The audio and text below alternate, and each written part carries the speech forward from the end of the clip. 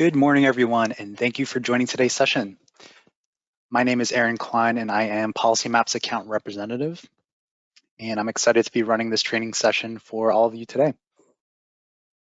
So before we get started, I want to point out that everybody will be muted during the session, but I will be available for questions.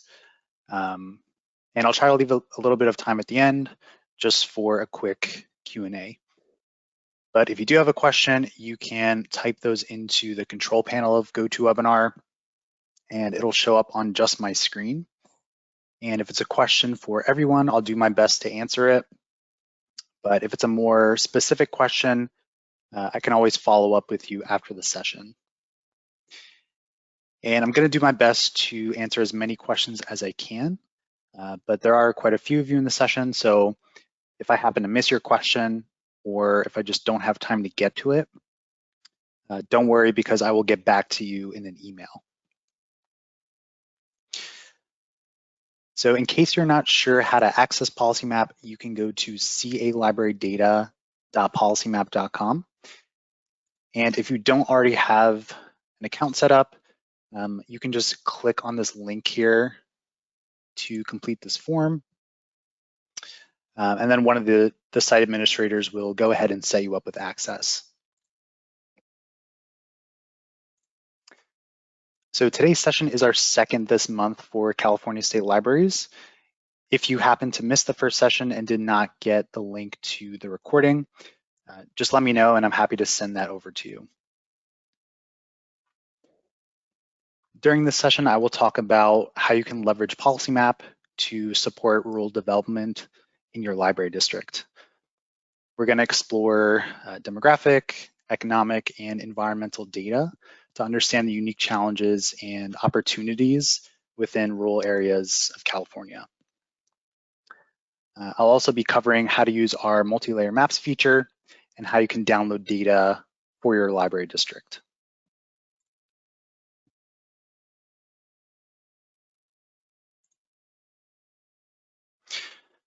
So the first thing you'll likely want to do is navigate to your library district, and you can either do that by zooming into the map or by using this search bar in the legend here. So I'm going to search for San Bernardino County Library District. And once I click on that, it's going to zoom all the way in, which is a little wonky, but if you just zoom out a little bit here, you'll see that we're in the right area. Now, before I start adding data onto the map, I just want to point out that you can customize the base map at the bottom right corner of the screen. So if you click on this little base map settings gear down at the bottom right here, you're able to switch between different base map styles. So standard here is the default, but we also have satellite, terrain, and light. And with any of these base map types, you can still overlay data on top of the map. You're also able to remove specific map features. And sometimes this is a nice thing to do if you just want to give your map sort of a cleaner look.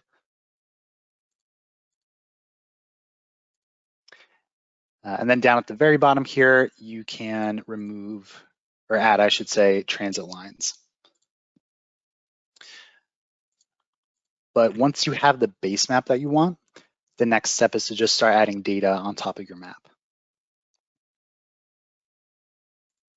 So to start off, I'm going to add library branches to the map here, and that's going to be found under quality of life locations, and then toward the bottom here, we have libraries.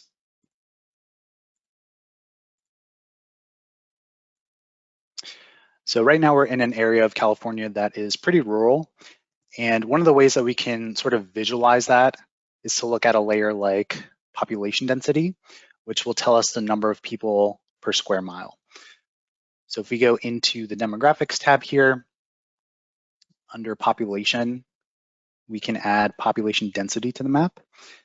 Depending on your zoom level, this might display at the zip code level. In this case, it's probably not the best geography to be looking at, since some of these areas here, you'll see that they don't fall within a zip code. So I'm going to switch this to census tract, which I can do at the bottom of the legend here. And what this map is showing us is that the darker colored areas, like these ones here around San Bernardino, have a higher population density, whereas the lighter colored areas, like these ones out here, have a much lower population density. So we can sort of assume that these are more rural areas. Another way to understand how rural an area is to look at something like the estimated number of households. So I'm going to go back into the demographics tab here, and under households and families, we can add total households to the map.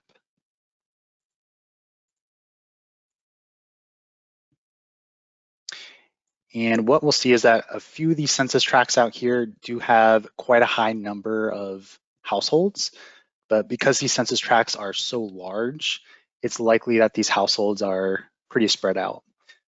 And then if we look at some other census tracts out here, they have quite a low number of households. So when we think about some of the common challenges that rural areas face, some of the things that come to mind are higher unemployment, a lack of job availability, and population decline due to urban migration.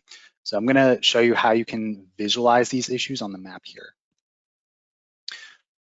So starting off with unemployment, that can be found under the economy tab here. And we have two different unemployment sources. The first one here is from the BLS, which is the Bureau of Labor Statistics. This one is updated more frequently, and you'll see that it has annual and monthly data available. But we also have unemployment data from the Census ACS, which is available at their 5-year estimates. So if you care more about how up to date the data is, you might want to look at the BLS data. But the nice thing about the ACS data is that it has a much larger sample size and smaller margins of error. So let's take a look at that ACS data.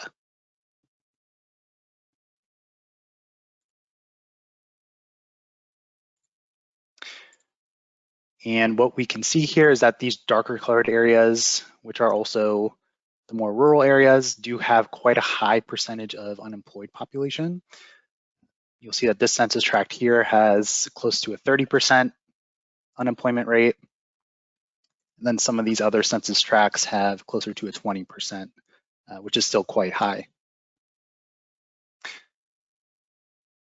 We can also change this from percent to number using the legend here. So under where it says variable, we can switch this and look at the estimated number of people in each census tract that are unemployed. And you'll see that that's quite high as well. So libraries in these areas might want to think about maybe setting up job fairs and career workshops where people can get career counseling and maybe something like resume advice.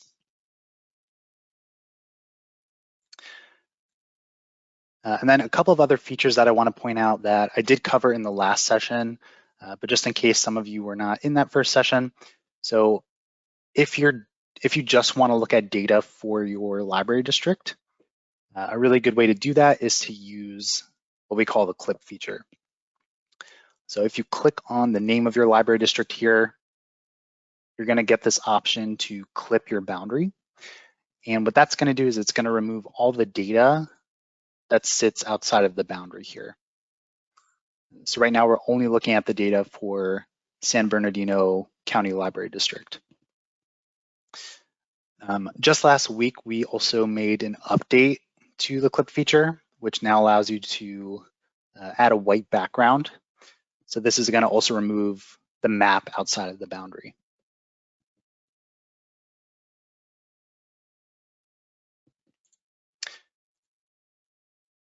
And then another really valuable feature, especially when you're looking at data for more localized areas, is what we call our map extent feature. So right now, we're looking at the data at the national level. So if you look in the legend here, you'll see that US data selected. And what that means is that these ranges in the legend are based on the data, again, at the national level. So in other words, 1/5 of all census tracts within the entire US sit within this first range here. 1/5 sit within the second range, and so on and so forth. But if we wanted to see the ranges so that they're just relevant to our boundary here, what we can do is switch over to this map extent, and it's going to recalculate these ranges. And now it's showing us the quintiles just for San Bernardino County Library District.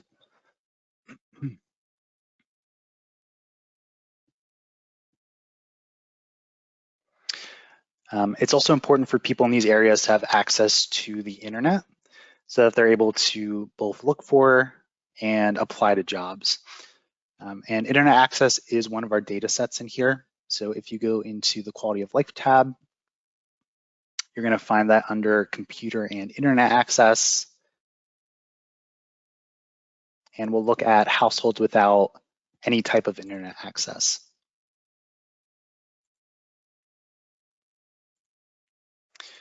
And again, what we'll see is that these more rural areas out here do have a pretty high percentage of households that don't have any access to the internet.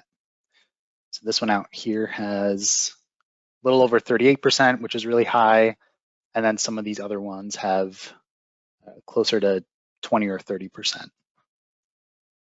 So I think the libraries in these areas might want to think about offering something like Wi-Fi hotspot lending programs just to help these people and give them more resources.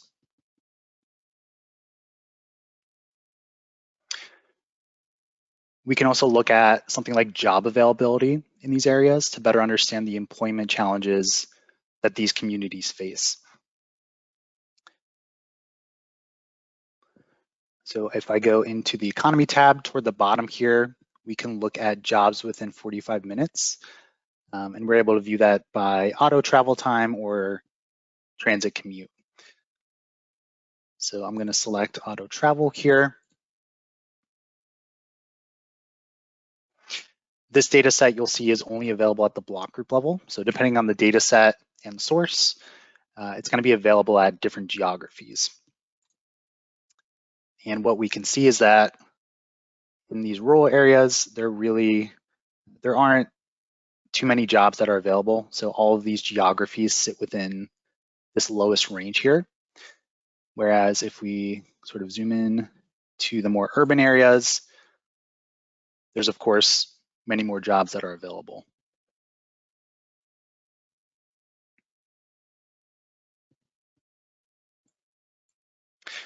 And then finally, another big challenge that a lot of these rural areas face is, like I mentioned earlier, population decline. So I'm going to add population to the map here.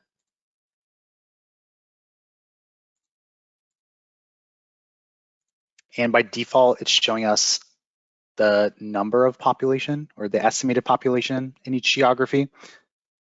But again, I can go over to the variable here in the legend, and I can change this to % change over time. And now it's going to show me areas that have increased over time in population, which are these sort of bluish areas. But we can also look at areas that have decreased in population, which are these darker brown areas out here.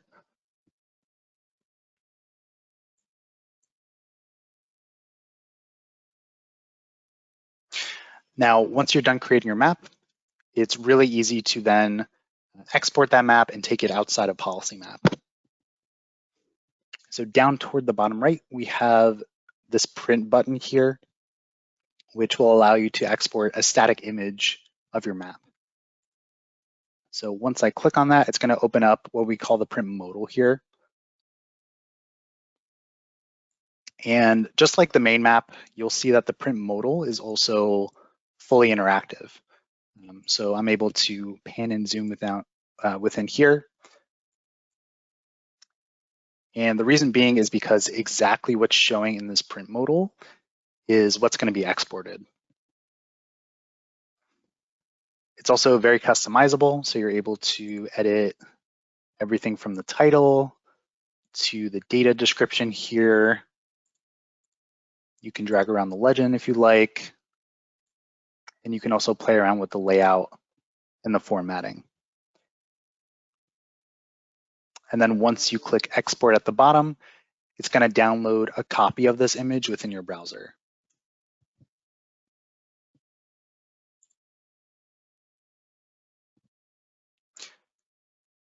Now, while looking at these layers one at a time is giving us a lot of valuable information, if we overlay multiple layers together, we can get an even better understanding of where the communities are that need more library resources. So in order to do that, you'll have to switch over to the multi-layer view in the top right.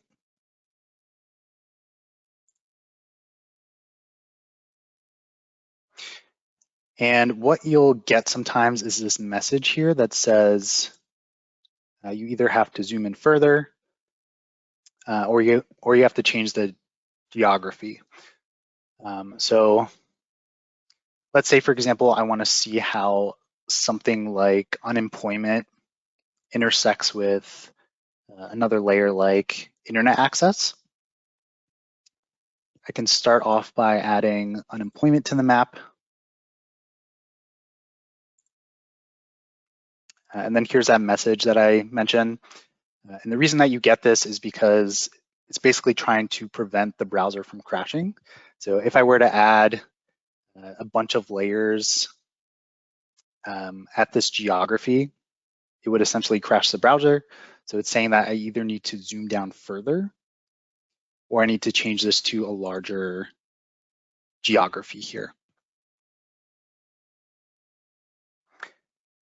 And really the biggest difference with the multi-layer feature is that everything is just one color now. And the reason being is because if you look in the legend here, it's going all the way from 0%, which is the minimum for this data set, up to close to 66%, which is the maximum. And it's your job to use this legend to identify the criteria that you want to see on the map. So let's say, for example, we just want to see zip codes where maybe at least, let's try 10% of people are unemployed. I can just adjust this left number here to 10. And then you'll see that the map reshades. And now we're only left with zip codes in purple, where at least 10% of the population are unemployed. And we're able to continue this process with up to 5 different layers. So now I can go ahead and add internet access as well. And I'm going to change this to zip code so that it matches the first data set. And then it's just going to be the same process. So for this newly added data set, again, let's say we just want to see areas where at least 10% of households do not have internet access. I can just adjust the left number here to 10. You'll see that the map reshades, and now we're only left with zip codes in purple that meet both of my criteria. And you can even click onto each geography, and it's going to tell you why it's meeting the criteria or why it's not. So if we take a look at this zip code here, we can see that it meets both of our criteria, which is why it's shaded in purple. But if we click onto a zip code that's not shaded in, like this one here, we can see that it meets our criteria for households with no internet access. But because it does not meet our criteria for at least 10% of the population being unemployed, that's why it's not shaded in purple. So it has to meet all of our criteria in order for it to show up as purple on the map. And then really quickly, I'm just going to add a third data set to the map, and we'll do something like poverty.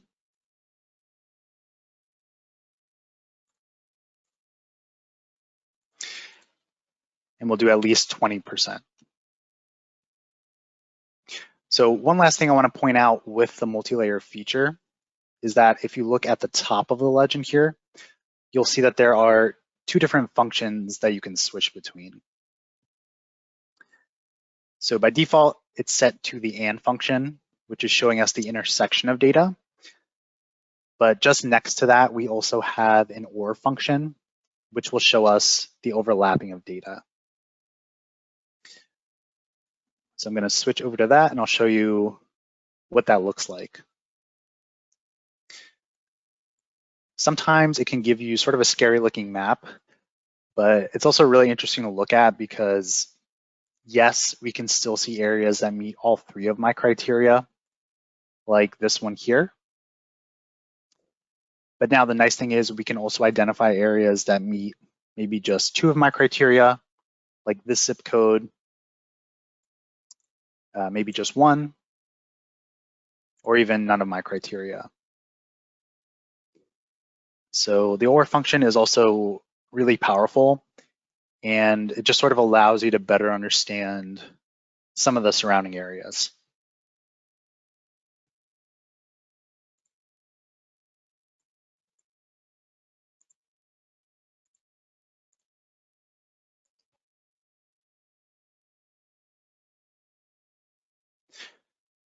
So another major issue that affects many rural communities across the US, as well as California, is environmental justice.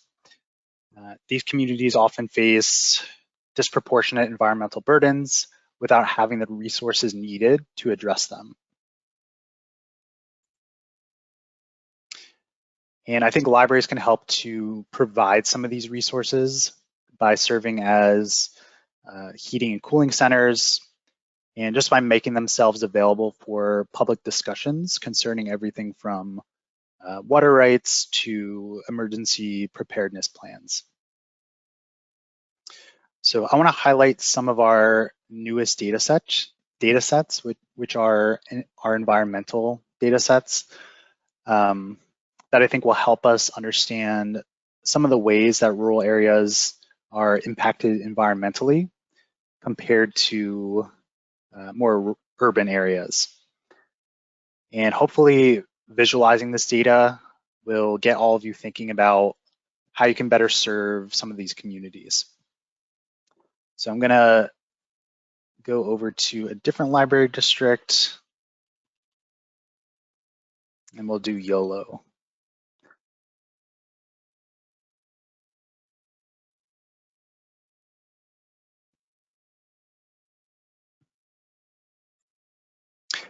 So all of our environmental related data sets are going to be found under the quality of life tab here,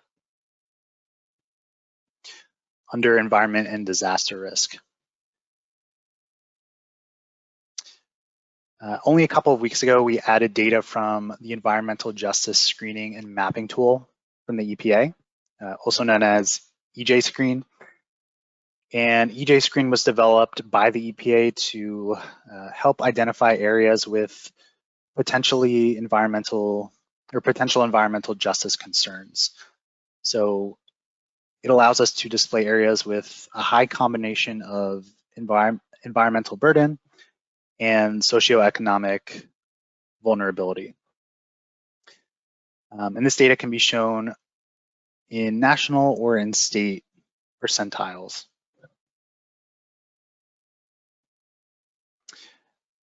And we're able to look at different indicators here. So one indicator that we can look at is drinking water non-compliance.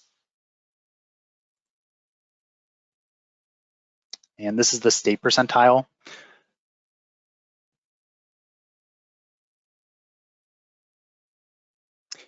And what we can see here is that these two census tracts here have a much higher state percentile for drinking water noncompliance.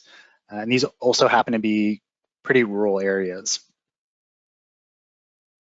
So basically what this means is that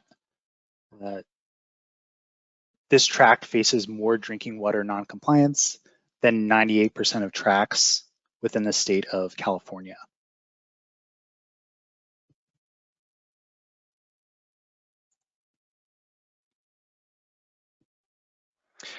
We also just recently added the Environmental Justice Index from the CDC here.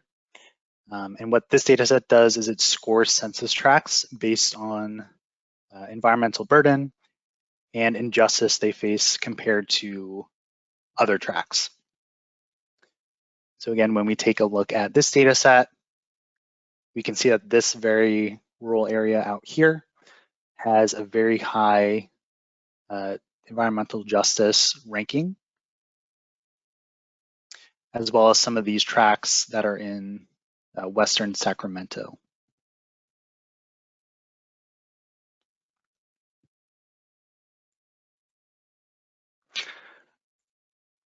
And then the last data set I want to highlight is our Social Vulnerability Index from the CDC. And this data set shows populations that are particularly vulnerable to disruption and health problems as a result of things like natural disasters, human-made disasters, climate change, and extreme weather.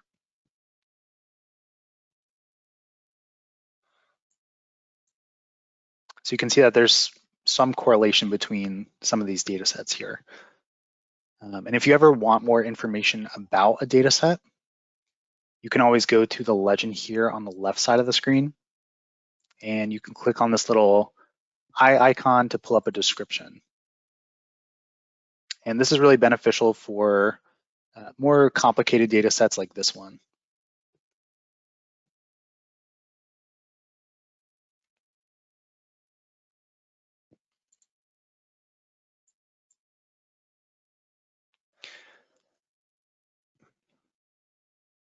All right, so to finish off the session, I want to show all of you how you can download data from PolicyMap to use for your own analysis.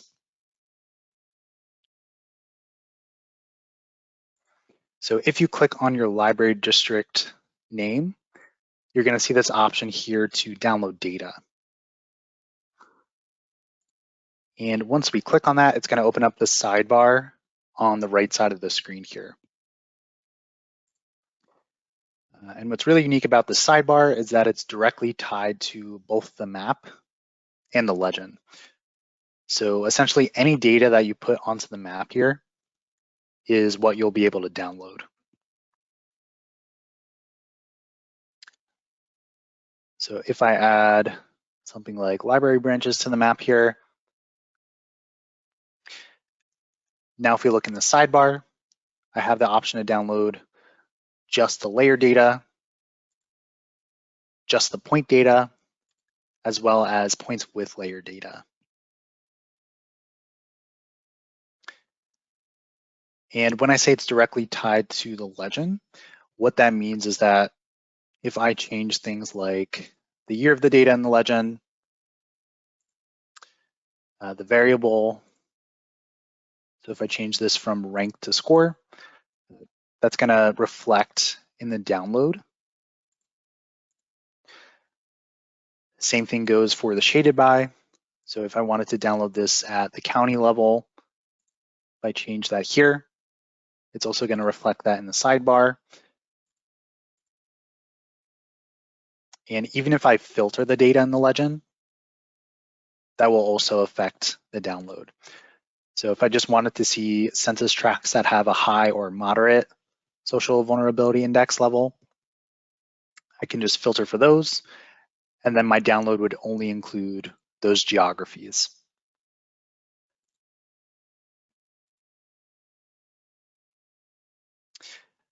And then same thing goes for our point data. So if I filter the libraries here by, say, type, for example,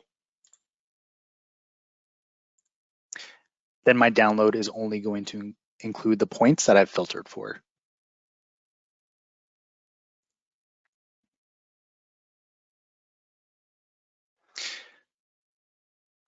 And then the last step of the download is to choose the delivery method.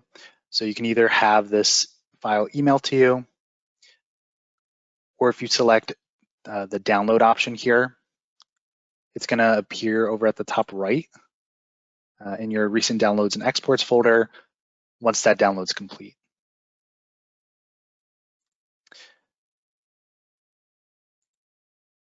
So I'll show you what this points with layer data download looks like. This type of download is a little bit more unique because it basically stamps each one of your points with the layer data.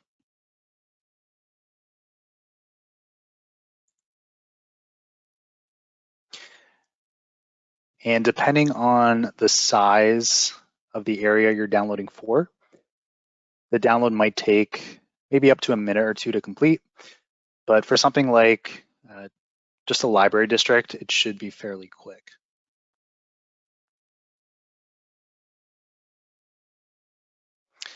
So I'm just going to give that a second to complete. I do also want to mention that we have a download modal at the top right,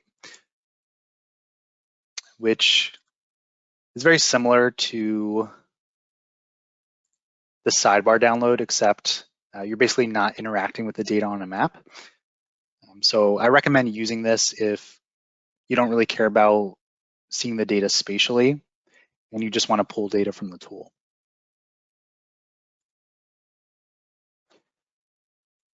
So here is our file that we downloaded. So what this is going to give me is a list of every single library within our library district here. And everything from column J over to the right is the library data. So you can see that it includes the library name, the address, as well as all this other information.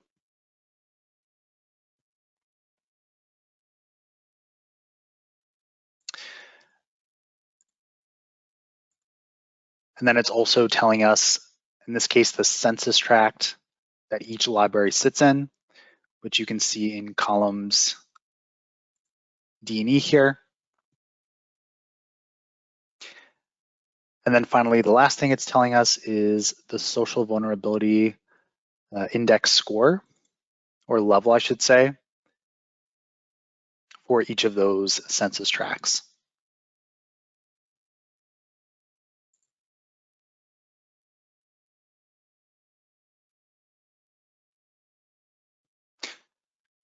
So we do try to make it as easy as possible for you to pull data from the tool and for you to use in your own research and analysis.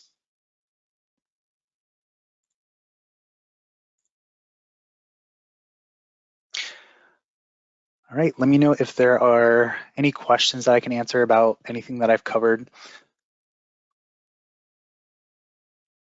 I do also want to point out that at the top of the screen here, we have a link to our help docs page, which is a really great resource because it contains tutorials on all these features. And if you even need to reach us directly, we have a contact button at the top right. And this is where you can do that.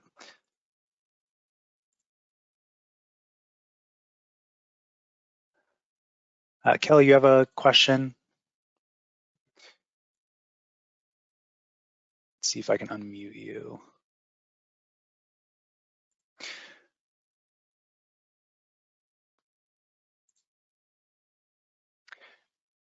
Kelly, I saw that your hand was raised. I'm not sure if... Oh, there you go. Does that work? Yep, okay. I can hear you. Sorry. Sorry. You were covering the environmental burden aspect and talking about the drinking water being non-compliant. Is that like folks up there would be using wells, so they won't be connected to like the city sewer system? It could be. I'm not exactly sure what would cause that to be so high. But that would definitely be worth like looking into further. Okay, I wondered if you knew what that meant. I hadn't heard that before, so interesting. Yeah, and you can also, like I mentioned earlier, you can go to the data description. And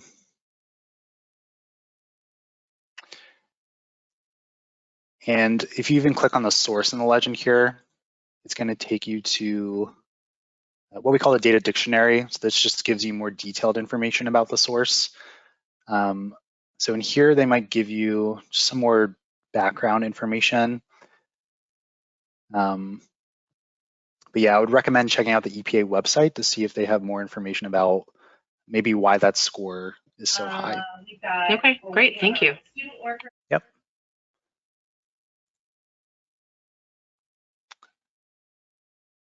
All right, and then one other thing I want to point out is that down toward the bottom left here, we have what are called in-app guides, and we just recently added these a month or two ago.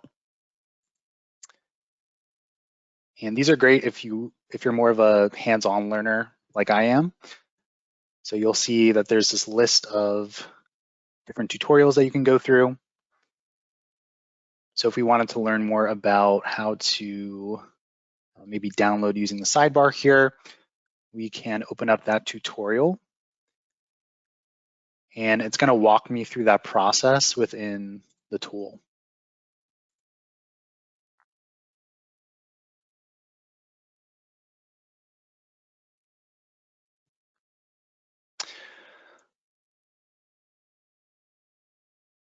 All right, well, if nobody else has any other questions, I just want to thank you for joining the session.